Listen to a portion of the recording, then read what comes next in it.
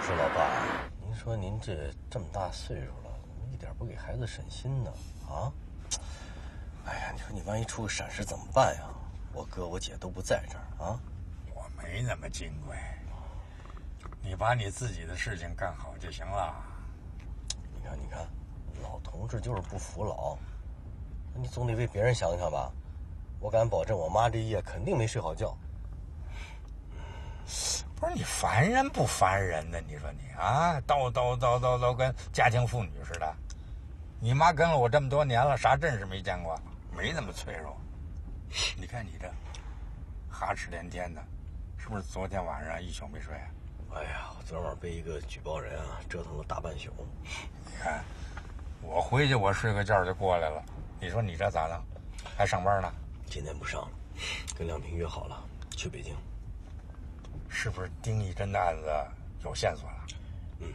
爸，有线索了，跟亮平约好了到北京直接和领导汇报。行，那就好。哎，你到北京见了那猴崽子，给我问好啊！哦，对了，你跟他说，我还等着跟他掰腕子。哎，我说爸，您都80多岁了，怎么还跟年轻人较劲呢？你现在2只手你也扳不过人家了。怎么了？你以为我掰不过咋？上大学的时候，你们那猴同学就没掰过我，后来到了检察院了，也没掰过我。这老纪证明，老纪当时是裁判吗？哎，老同志，检察院的事情那我就说不清了啊。您是常务副检察长，那猴还不是哄您开心呢？哎，他哄我，那老纪也哄我呀。你看，老纪是你手下的一处长，不拍你马屁，拍谁马屁啊？哎呀，你拉倒吧，老纪根本不会拍马屁。再说了，他也知道谁拍我马屁，我气死我。还以为自己多有劲儿呢，你说你啊？爸呀，我看你这脾气这辈子啊，真是改不了了。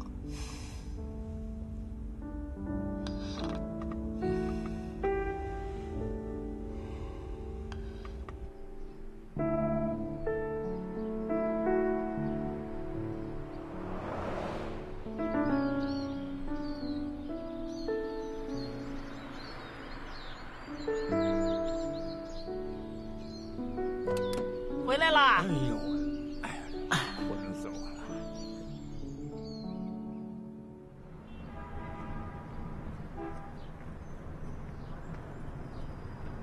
孩子，孩子，妈，怎么了？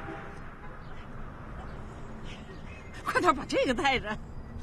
你说我就去2天，你还让我拿个 BB 枪，你不是添乱吗？妈，添什么乱啊？这是人家小皮球带给他兄弟侯浩然的，啊！好，妈，赶紧回去吧，别忘记小皮球啊，老娘。哎，忘不了，注意安全啊！好了，知道了啊，赶紧回去吧。安全第一。知道了，赶紧回去吧啊。喂，亮平，我10点的飞机，啊，12点到北京。那我和秦局长约时间了啊，下午汇报。好，汇报完，我马上赶回汉中。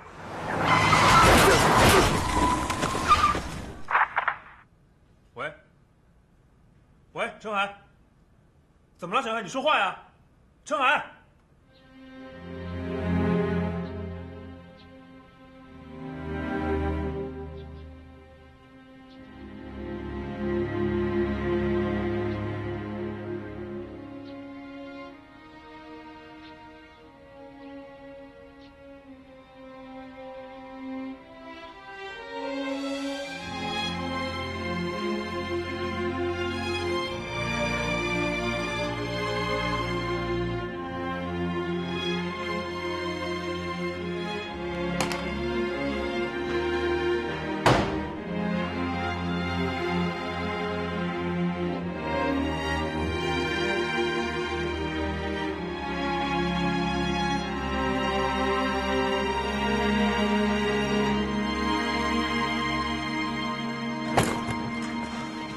秦局长，陈海可能出事儿了。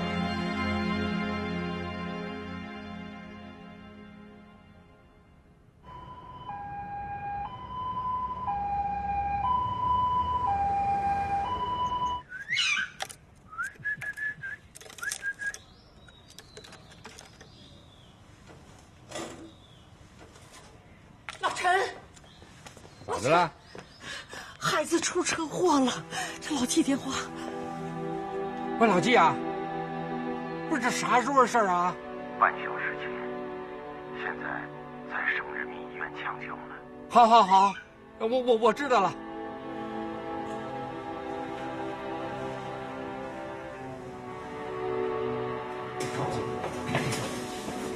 老纪，哎，老纪，有啊，怎么了？撞哪儿了？啊？危险物品撞到什么地方了？怎么回事啊？来抢救啊！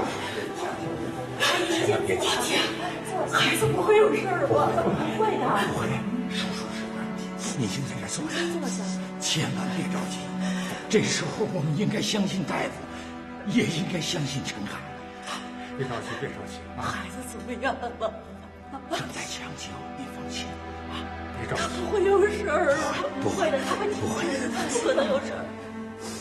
我没想到啊，这从家里出来好好的，这怎么就这样？谁没想到？我别想这些，别抱歉，您千万别急坏了身体。告诉你，王大姐，告诉你吧，怎么样了？正在抢救。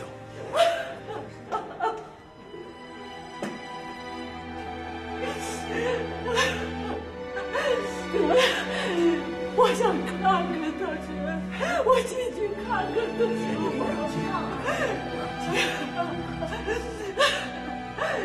我也没想到，孩子这么一出门好好的就成这样了。行了，高叔已经来了，咱们别哭唧唧的了啊！正在抢救呢，没事啊，没事。妈妈，是你害的，我跟您说，就是他害的，他非让孩子进他的门去看检查。妈妈，你先安静啊，你放心，这件事儿我们一定会彻查到底的。我们孩子肯定是被人暗害的，肯定的。我看谁这么大胆子，季东伟，马上成立专案组，这件事情一定要彻查清楚。于长书记，您放心，市里边已经成立了专案组。我们动作很快嘛。但是我告诉你，所有调查材料你都要亲自过目。会的，我会跟季县长长还有陈老认真的审查。我想进去看看去。我想看看我的孩子。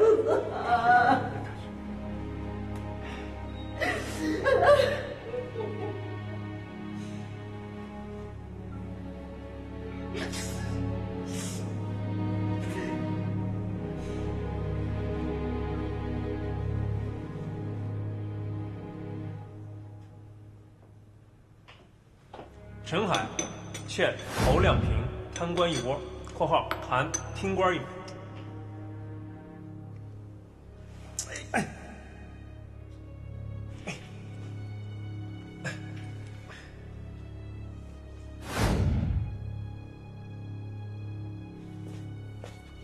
亮平，汉都那边来电话了，说陈海已经转进了重症监护室，陈阳杰也赶过去了，你就别太急了啊。我能不急吗？你是不知道，这也许是我害了他。你别瞎说，怎么会是你害了他？陈海不是个欠账的人，他在电话里跟我说，这贪官一窝就能还给我了。可谁想到发生这样的事？想不通，谁能想得通？你就别胡思乱想了啊！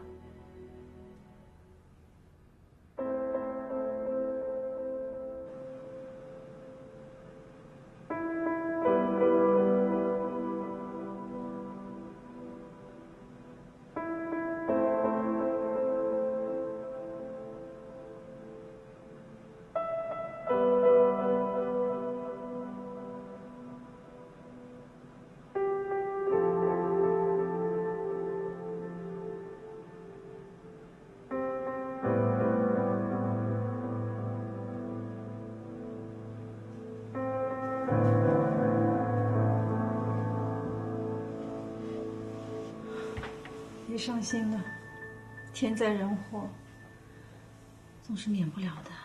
话可以这么说，但我心里过不了这个坎儿。我知道，在大学期间，陈海和陈阳对你有过资助。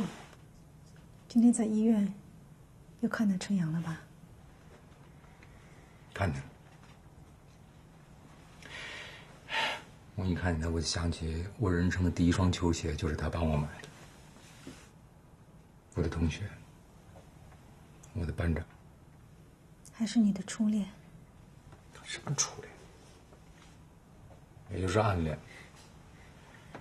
你像我一个吃不饱饭的穷孩子，哪有什么资格去谈恋爱？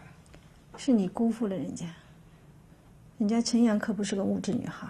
我没辜负任何人，我那是不愿意连累，只是世人不理解。我们都以自以为是的方式爱对方，都自以为是的认为给了对方幸福，却从来没有问问对方要的幸福是什么。都什么时候来发这种感慨？没有意义。那我们能做什么呀？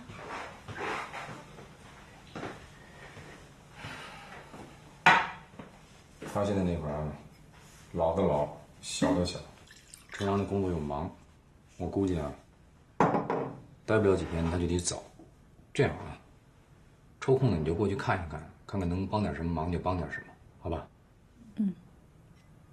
哦，童伟，我有个想法，陈海不是有个儿子吗？妈没了，这父亲又生死未卜的，要不咱们把他接过来吧？行吧，我没意见，嗯。不过这个事儿稍微等等再说，沉淀一下，免得人家伤心嘛。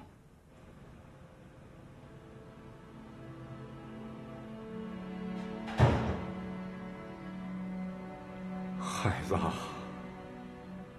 我的儿啊，怎么了这是？这是发生了什么事儿了呢？你刚才还跟我这儿斗嘴呢，高高兴兴的走，怎么突然间就……儿啊，你可不能跟我开这种玩笑啊！我开不起了。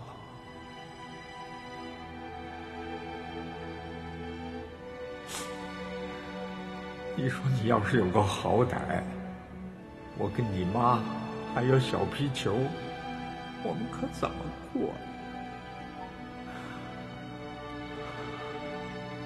我还指望你给我养老送终，你千万别让我这白发人送你这黑发人啊！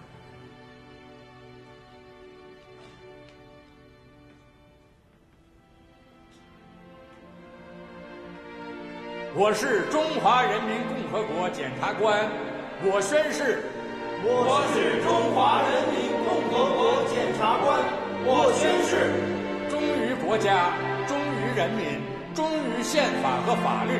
忠于国家，忠于人民，忠于宪法和法律。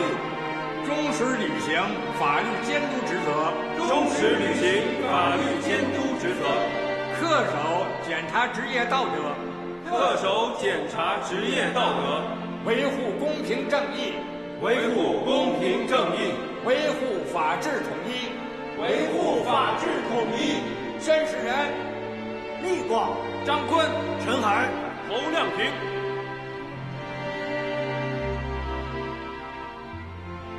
当我领着你们这帮年轻人宣誓的时候，你知道我心里有多骄傲吗？因为这个队伍里有你，有我的儿子。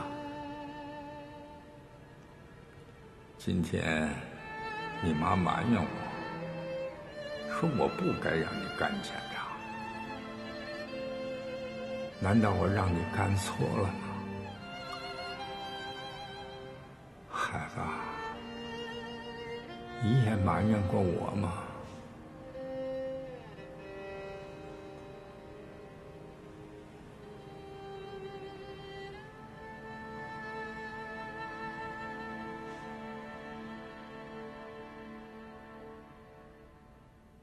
你说当年陈叔叔领着我和陈海宣读入职誓言的时候，他有没有想到会有这么一天？陈海遭人暗算。陈叔叔，那可是战争年代背过炸药包的人，什么事儿他想不到啊？你为什么说陈海是被人暗算的？是谁暗算他？不知道，但肯定是暗算。那总要有依据啊。是，这依据得去汉东找。我记得这件事儿和大风厂和116事件都有关系。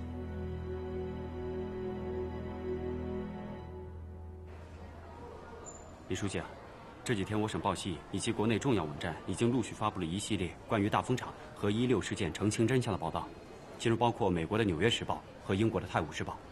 哪儿那么容易澄清啊？记者见面会几点？10点。他们现在采访的是宣传部程部长他们。律师们到了吗？都到齐了。大家好。哟，开个短会，一件事，从法律的层面研究一下蔡成功的大丰服饰集团员工持股问题。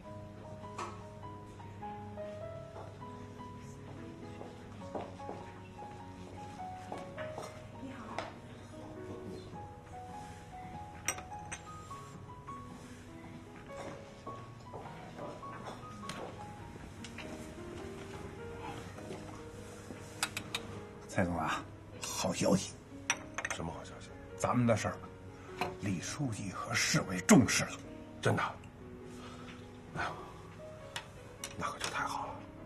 只要重视了，咱们这事儿就好办了。所以说呢，我的意思是，没必要这么藏着躲着了。你该和工人见面和工人见面，该和律师见面和律师见面，你该干什么干什么。行，小点事儿，小点事儿。你以为我不想啊？可那场大火，毕竟烧伤那么多人。要说吧，也是万幸，没死人。哎，再说了，那汽油也不是你倒的呀，哎，你还被打了呢。对呀，这我也是受害者呀！啊，那晚上我挨着打晕了，我根本就不知道着火的事儿。对呀，我也是受害者呀。先生你好，稍微声音小一点。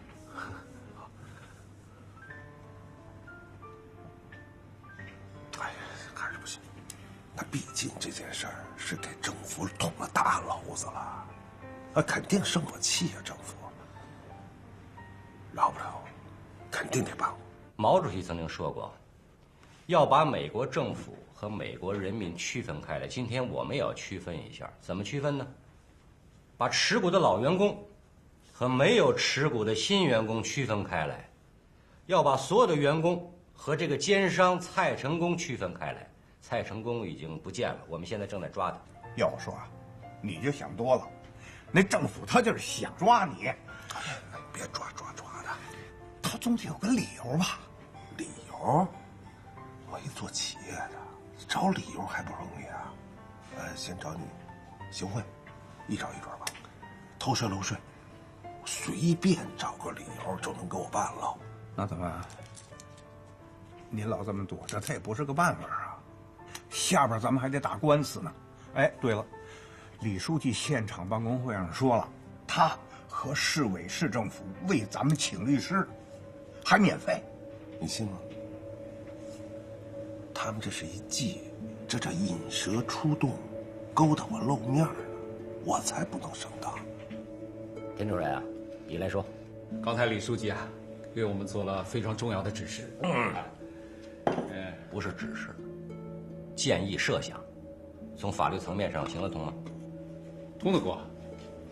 其实啊，这个老员工持股问题啊，和大丰集团下岗员工安置问题根本就是两回事。就是这个大丰倒闭破产，这个也要首先解决好下岗安置问题。所以啊，现在得要找到蔡成功，查清他的资产状况。这卡里有10万块钱，你收起来。你这什么意思？不是给你的，你把卡里钱取出来，分给你是烧伤的工人，重伤那2个多分点，剩下的均分。你一定跟他们说，厂里确实没钱了，我只能拿出这么多，表达一下我的心意，听明白了吗？收起。好。哎，对了，蔡总，那个订单做完了，后边呢？还有什么后面？现在啊，就是有新订单啊，也不能接了。那厂说拆就拆了呀。李达康书记在现场办公会上明确表态，签厂再见。再见，老郑。就是真的有那一天，我肯定是早再见了。我先走了。不至于。陈经理，给你送一份协查通报，有什么可疑的，到时候电话告诉我。好的。啊。哎，小雷啊，郑师傅啊，跟谁喝茶啊？我们老总，蔡成功。啊，人呢？走了。哎呀，你怎么不早说呀？你早也没问我呀。哎，怎么了？他犯什么事儿了？我哪知道啊，上面让抓的。你别回去了，跟我去做一份笔录。走吧，现在就走。陈经理，我先走了。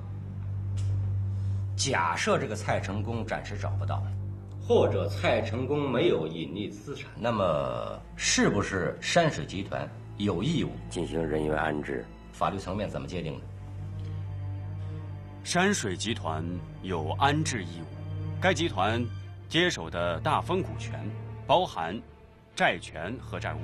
不过，麻烦的是，大丰的蔡成功和山水的高小琴签订过一个补充合同，明确规定，山水集团不承担股权转移后安置工人的问题。怎么会出现这样的事呢？厂房跟土地都归了山水集团了，为什么不安置？这估计这里面有文章，好好了解一下，彻底查清楚。蔡成功啊，有勾结山水集团转移财产、逃避债务的嫌疑。法律上的事，大家要仔细研究一下吧。市委给大丰厂的员工请的律师马上到位，我还有个会，大家继续讨论。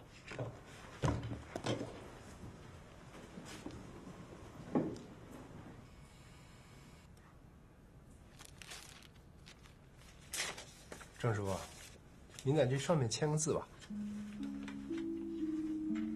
哦，那个凳子是死的，动不了。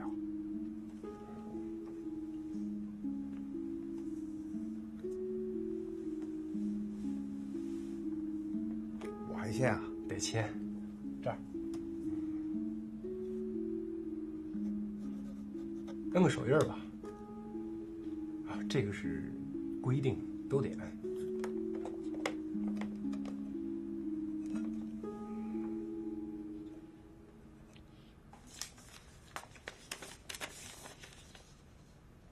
郑师傅，下次见到那个蔡成功，一定第一时间通知我。啊，行，好，谢谢。还有事啊？没事了，去忙吧。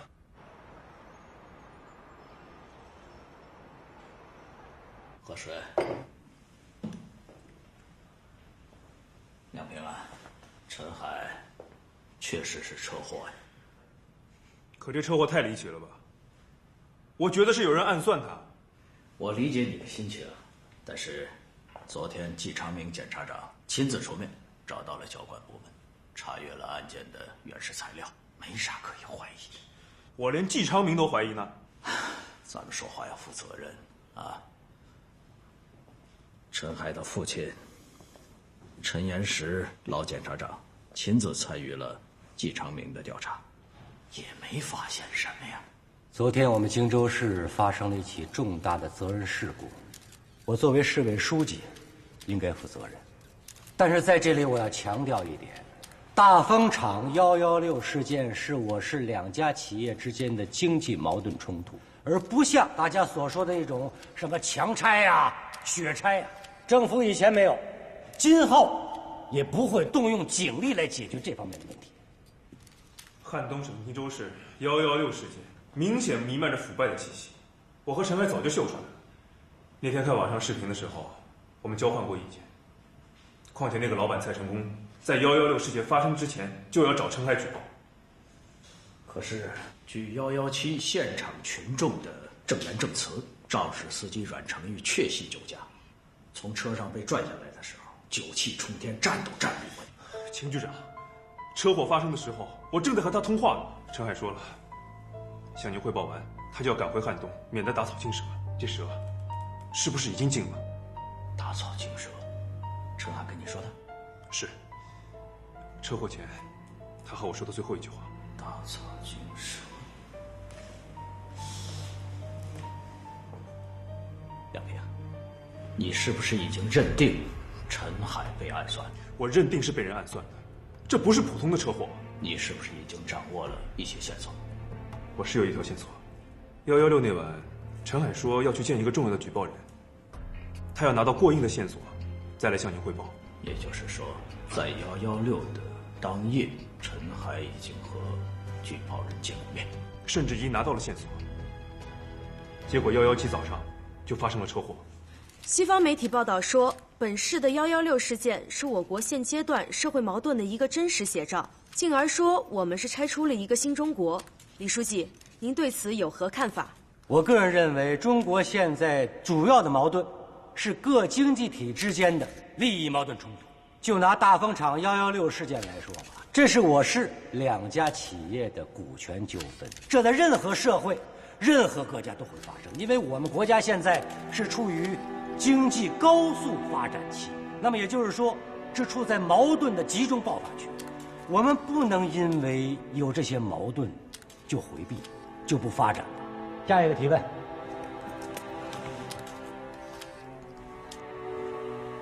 这位先生，请问李书记，你是如何看待公平与正义的？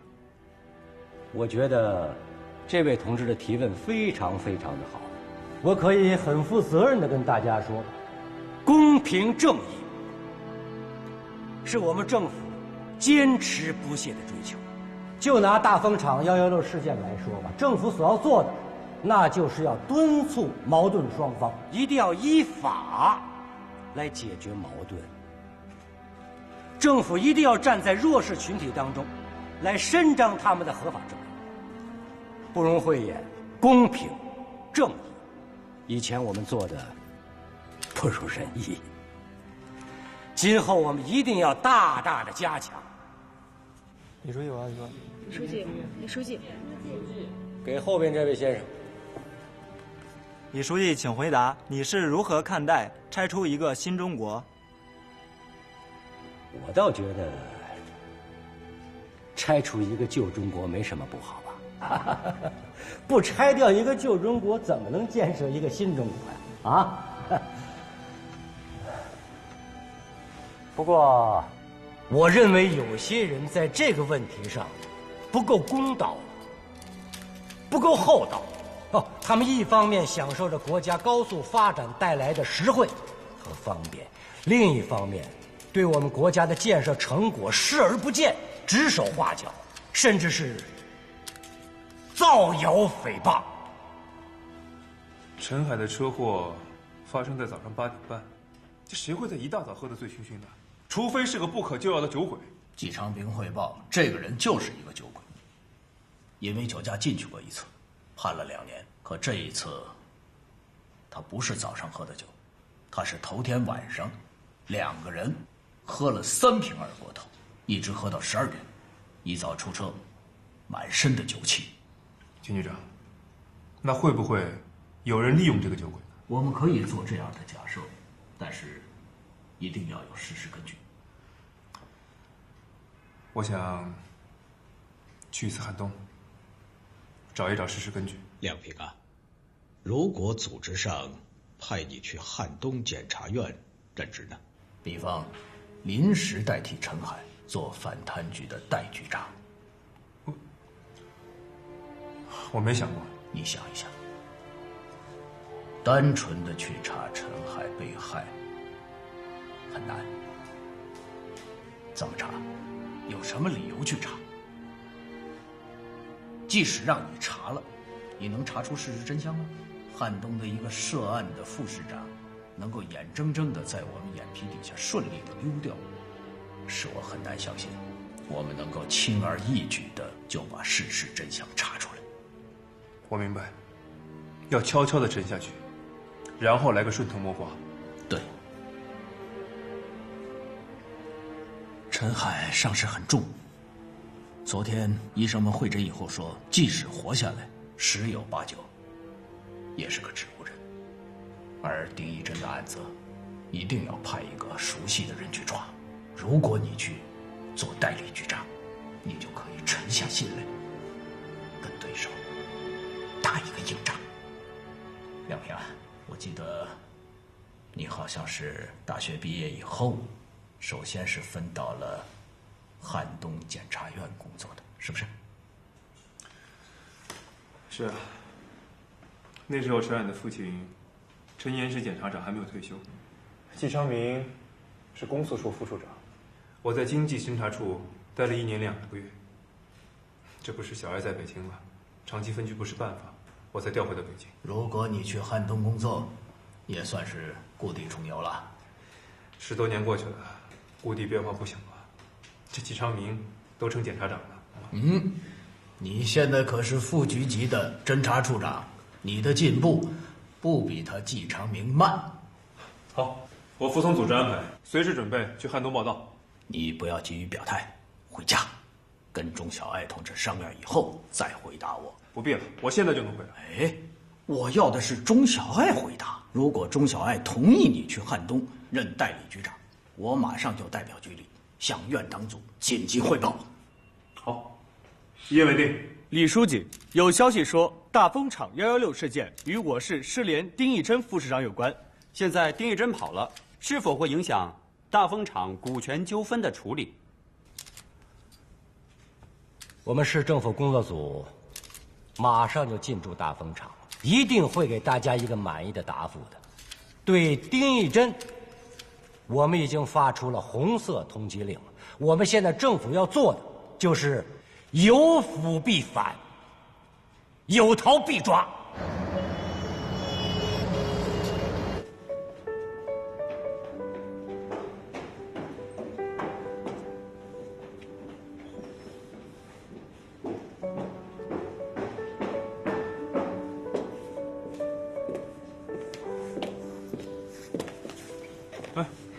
来了，什么事儿啊？又把我叫到这儿来说？没事儿就不能约老婆大人喝咖啡了。服务员，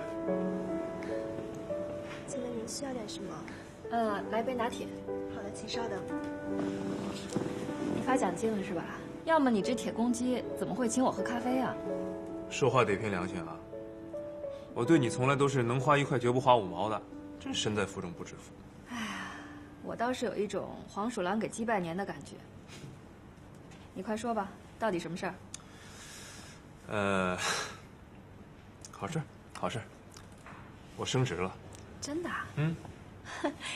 那倒是应该庆祝庆祝。这回回汉东，也算是故地重游啊。你说什么？故地重游啊！别给我兜圈子。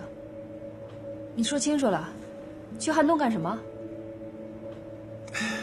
小爱，这事我不是在跟你商量吗？这事儿没商量。哎，小爱，是这样的，秦局长呢一直对我不错，这有机会就升我。我这次回汉东是代局长，一上任就主持工作，这不是升职了吗？你真以为我不懂是吗？还跟我绕来绕去的。我知道陈海出了事儿，你心里难受，那你也不能头脑发热，这事儿没那么简单。我不是头脑发热，我是不相信陈海是出了车祸，这肯定不是啊。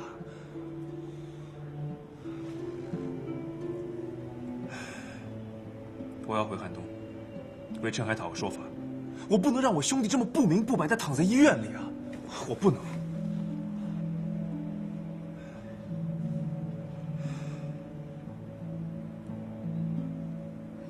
陈海他现在怎么样了？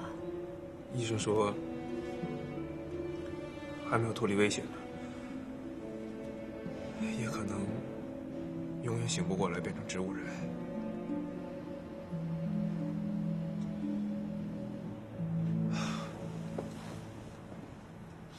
小海，陈海是我战友，也是我们的同学和最好的朋友。如果不是我让他协助我办案，他可能就不会遇到车祸。所以我不会饶了那帮王八蛋。你一定要理解我。我能不理解你吗？自从陈海出了事儿，你每天都心神不宁的。你昨天晚上做梦，还喊他名字来着。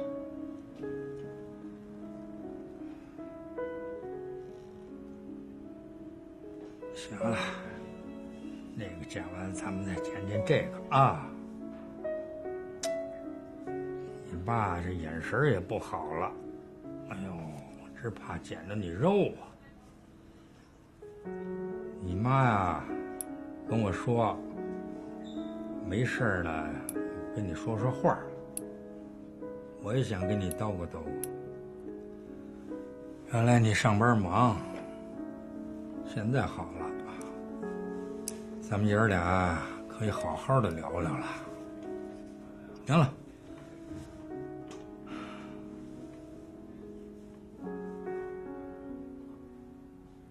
有感觉吗？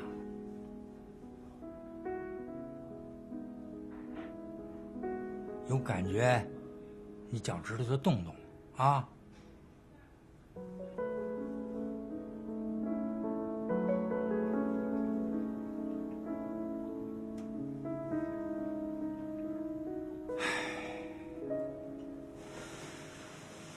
再危险，也比战争年代要小多了。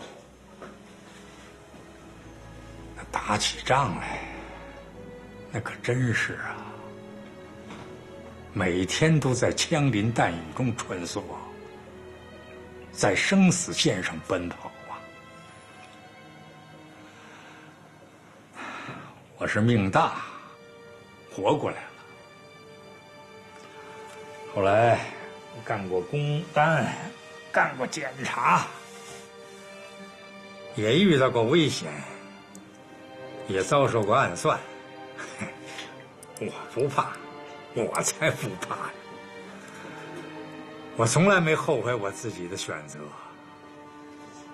我为我激情燃烧的岁月骄傲。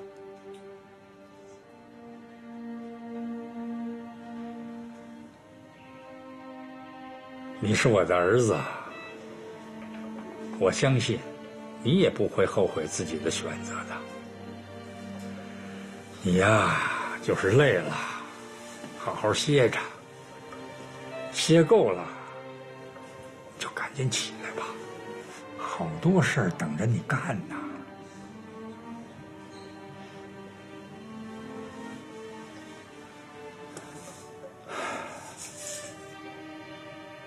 你要是起不来，我拽，要把你给拽起来。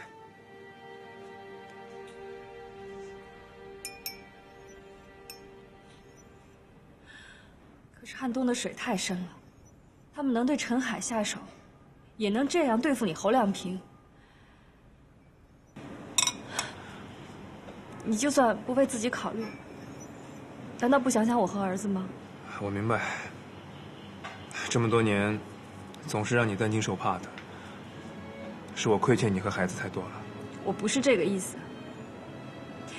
你做检察这么多年，你说我有没有求过你什么？有没有拖过你后腿？从来没有。谢谢你这么多年对我的支持。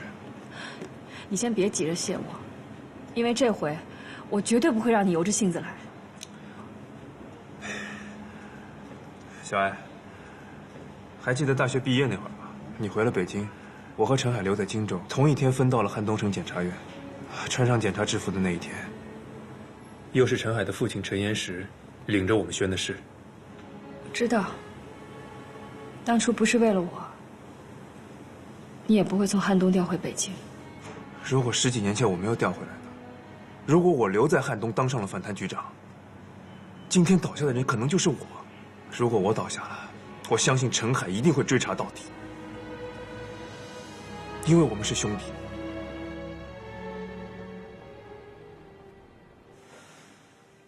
老领导，寄来了啊。陈海醒了吗？哎呀，还那样，一点感觉都没有。你也不用太担心，我相信陈海会好起来的。现在首要啊，是你和王大姐要保重身体。什么事儿我们都应该往好处想。咱们首先要有信心，您说对吧？对，谢谢呀，谢谢。还记得上大学的第一个中秋节吗？陈海把我们请到他家里去，可劲儿的造，我们就像鬼子进村一样，把他家弄得天翻地覆。那个中秋节，我至今难忘啊！你怎么会不记得？陈叔叔和王阿姨都是多好的人啊，善良正直，充满激情。那个年代，人们之间的感情可真是淳朴。都过了这么多年，到现在想起来，心里还觉得暖暖的。昨天陈叔叔在电话里跟我说，陈海的儿子小皮球，让陈海给咱们家然然买了把玩具枪，哎呀，也在车祸中给弄坏了。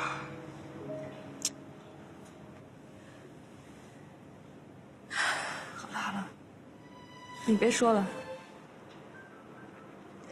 你回去吧，回到汉东，给陈海讨个说法，也给陈叔叔和王阿姨做个交代。